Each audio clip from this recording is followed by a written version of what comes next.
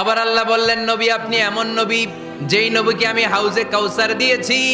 লক্ষ লক্ষ নবীদের কাউরে কিয়ামতের দিন আমি হাউজে কাউসারের মালিক বানাবো না, শুধুমাত্র কেবলমাত্র একমাত্র আপনি ছাড়া।